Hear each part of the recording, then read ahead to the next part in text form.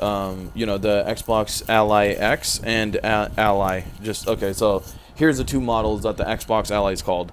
The who cares about the Asus ROG Ally, whatever. It's Xbox Ally X and Xbox Ally, just Ally. And let's get down to the details, shall we? So, the U.S. prices. I was going to read the U.S. prices because I'm in the United of States. The U.S. prices are expected to range between $5.99 to $8.99 based off the European pricing. So, here's what we're gonna read. Okay, according to a reliable leaker, Bill Bill Kuhn. I don't know if he's reliable or not. I'm not sure.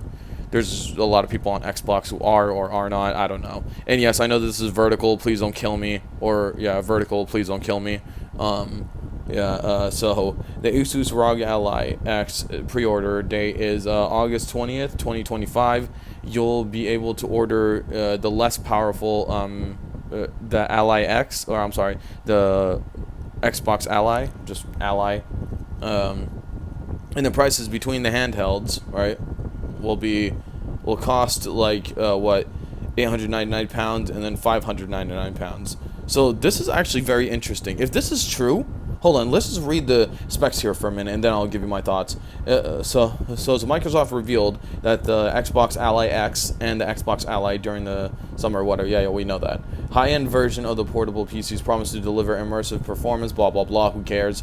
And this is the Ally X performance, right? So it has a AMD Ryzen Z2 AI Extreme chip. So that sounds powerful. I don't know how good that is because I'm not familiar with AMD. I'm just mostly like familiar with Nvidia. So yeah, and then 24 gigabytes of RAM. That's actually really good for a portable. Hella good. And then 1 terabyte of SSD memory, and then a 80-watt battery, which I guess will be fairly good for playing sessions. All right, I guess so. I don't know. Yeah, I don't know, man. I haven't really seen a portable nowadays that has good battery life, so take that with a grain of salt.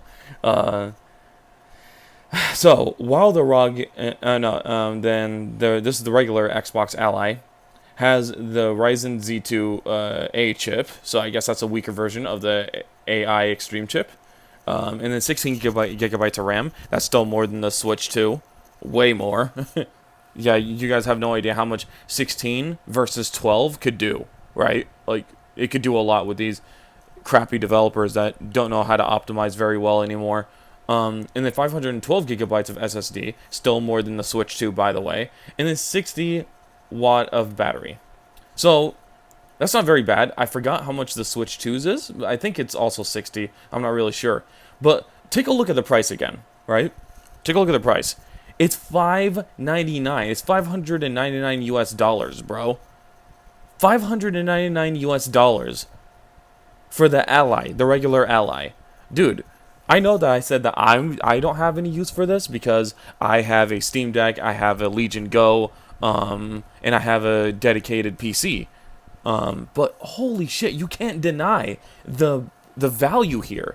Look, I know that people, go crazy over Nintendo's first-party titles. I don't know why they do in 2025, bro. They're not that good. I swear they're really not that good, bro. I really don't know why.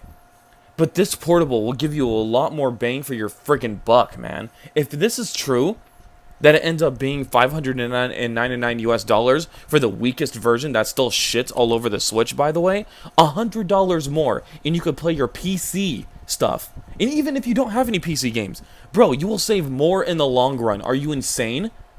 Seriously, people on the Switch 2, or people who value the Switch 2, get off that crappy console and get the ROG Ally, or I'm sorry, the Xbox Ally. Get it, bro. You will not be disappointed. Seriously. You could buy all sorts of PC games because essentially it is a PC. It's a handheld PC, right? And it's just $100 more than the Switch, bro. Third party wise, you could get it for even cheaper then, right? Like imagine people are selling it on Mercari. You could buy it for even cheaper. But yeah, no, like that, dude. If these portables get better and better in pricing, these PC handhelds, if they get better and better in pricing, I think sooner or later they will demolish the Switch 2. Especially because, in case you Nintendo fanboys haven't heard, the Switch 2 is dipping in sales. Oh yeah, it's going down in sales, which I kind of told you was going to happen, right? Who guessed that? Even though that, I'm experiencing this shit, right? I saw the PS3 sell out, still did not sell well, or it did later down the line, but oh my god, during that generation, oh, it was flopping hard, right? And then, what, the Wii U sold out, the fucking Wii U sold out, and only sold 13 million in its lifespan. Now, I'm not saying the Switch 2 will reach those numbers. Unfortunately, it won't. I know that. I know it won't reach those numbers, unfortunately. But, I do think that it will have a significant dip compared to the Switch 1. It will not compare to the Switch 1 sales. That's for damn sure, in my opinion. I don't think that's going to happen. And, like, I'm sorry, but the Switch 2 isn't really that good. It's $500 with Mario Kart. Whoa, big deal. Like, it's still not worth the price. Even with the $450 one, it's not worth the price. It's just simply not. So, and if you want to get it for $300, well, you better, import, or you better put that import cost into, into the factor, right? Because the $300 model is the Japanese one that only plays Japanese games. So you're going to have to pay more for Japanese imports anyways.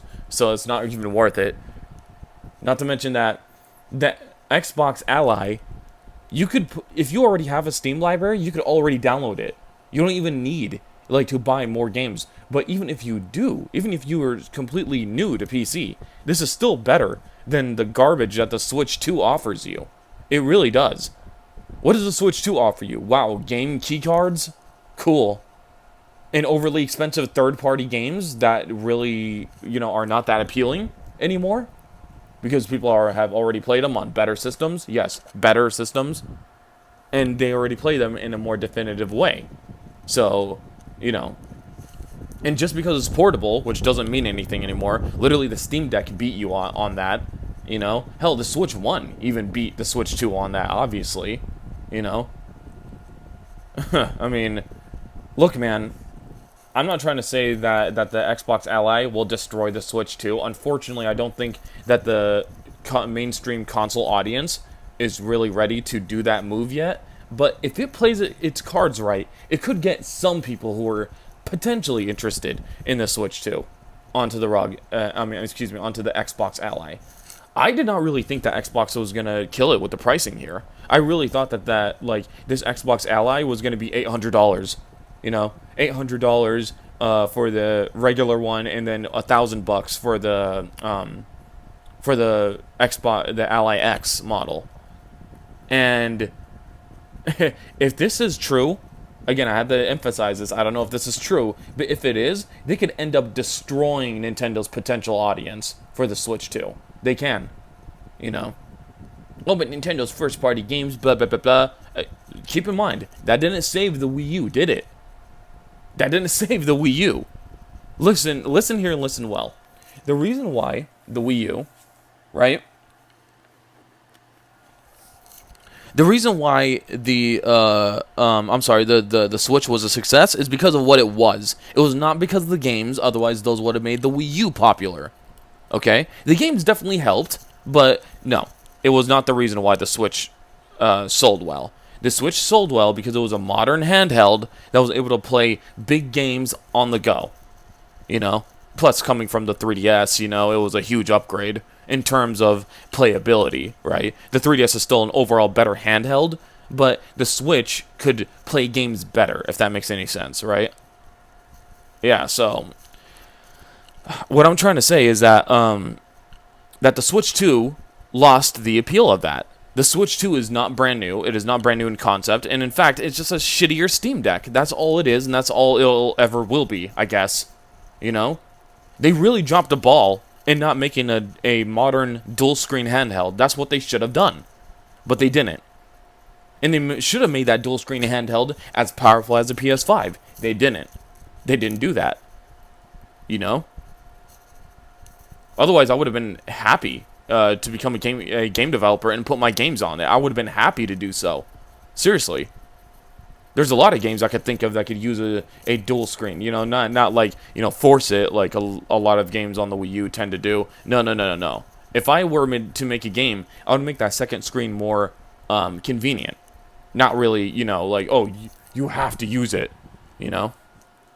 Like, just imagine if you're playing, let's just say, I can't believe I'm going to make this crappy, you know, this crappy game. I can't believe I'm going to even utter its name. I don't know, again or whatever. But Star Wars Outlaws. Ugh, God. Sorry for saying that name. But Star Wars Outlaws, if that game was on my hypothetical Switch 2, it would have been a much better game, personally.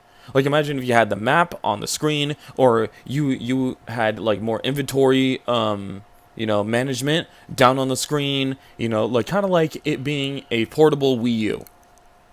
All that freedom, but with modern architecture. That's how you do a new system. But no. They have abandoned the dual screen thing, like the whole mantra with the Switch 1. And then they continue to abandon it with the Switch 2. This is not really a good idea to abandon something that made a killing for you in the DS and 3DS days. But you know what? That's just me, I guess. I don't know.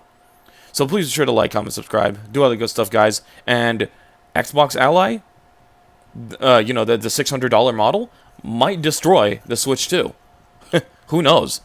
This might be the start of something destroying the Switch 2 in the PC handheld race. Who knows? But let's hope. Anyways, bye.